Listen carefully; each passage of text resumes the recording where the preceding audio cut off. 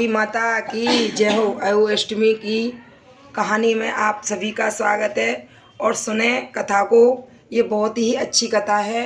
इसको सुहागिन स्त्रियां अपने बच्चों की दीर्घायु के लिए रहती हैं। आप भी व्रत करना अपने बच्चों की लंबी उम्र के लिए। एक साहूकार था जिसके 7 बेटे 7 बहुएं और बेटी थी। सब मिट्टी लेने गई तो मिट्टी खोदते समय नंद के हाथ में स्याहू का बच्चा मर गया। तब स्याहू माता बोली कि मैं तेरी कोख बांध दूंगी। तब नंद ने सब भाभियों से कहा कि मेरे बदले तुम अपनी कोख बंधवा लो। तो 6 भाभियों ने तो मना कर दी, परंतु छोटी भाभी ने सोचा अगर मैं अपनी कोख नहीं बंधवाऊंगी तो सासू जी नाराज होंगी, इसलिए उसने अपनी कोख बंधवा ली। तब उसके बच्चा होता और हुई 7 के दिन मर जाता। एक पंडित को बुलाकर पूछा कि क्या बात है जो मेरा बच्चा हुई 7 के दिन मर जाता है। तब उसने कहा कि तू सरही गाय की सेवा कर। सुरही गाय स्याहू माता की सहेली है, वह तेरी कोख छोड़ेंगी तब तेरा बच्चा जिएगा।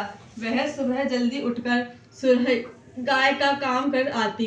गौ माता ने सोचा कि आजकल कौन मेरी सेवा कर रहा है, मेरी बहुएं तो काम करती हुई लड़ाई करती हैं। तो गौ माता ने सुबह उठकर देखा कि साहूकार के बेटे की बहू है जो सारा काम कर जाती है।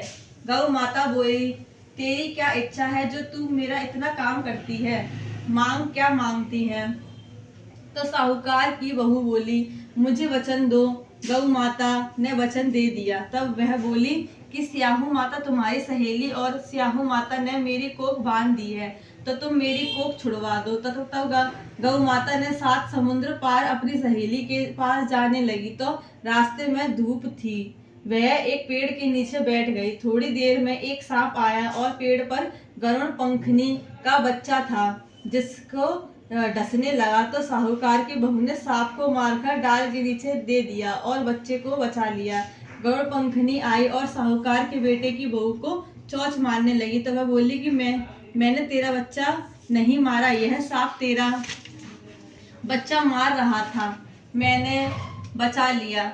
तब गरुड़ पंखनी बोली कि तू क्या मांगती है? वह बोली, 7 समुद्र पर पार स्याहू माता रहती हैं, हमको उसके पास पहुंचा दो।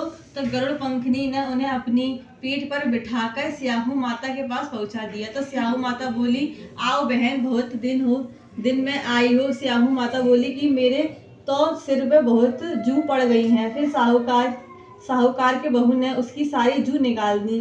तो स्याहू माता बोली, तूने मेरी बहुत भलाई करी, इसलिए तेरे 7 बेटे 7 बहुएं हों, तो तू बोली कि मेरे तो एक भी बेटा नहीं, 7 कहाँ से होंगे?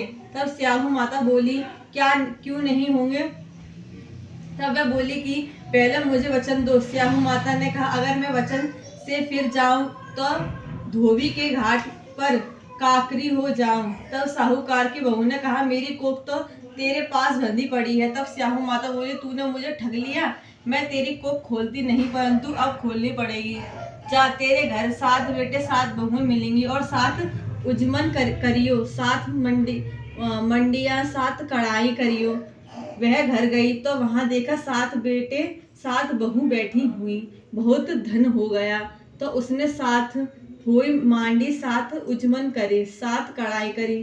सारी जेठानी बोली कि सब जल्दी जल्दी पूजा कर लो, नहीं तो वह रोने लग जाएगी। थोड़ी देर में उन्होंने अपने बेटे से कहा कि तुम्हारी चाची रोई क्यों नहीं? तो बच्चों ने देखकर आकर बताया कि चाची के यहाँ अवोई मंड नहीं है। तब जेठानी भागकर गई और देखा कि कोख छूट लाई है। तब वह बोली, तुमने तो कोख बंधवाई नहीं, मैंने बंधवा ली, परंतु स्याहू माता ने दया करके मेरी कोख खोल दी। हे स्याहू माता, जैसे साहूकार के बेटे की बहू की कोख खोली, वैसे ही कहते हैं सुनते हैं, सब परिवार की कोख खोलती जाइयो। बोल अहू माता की जय हो।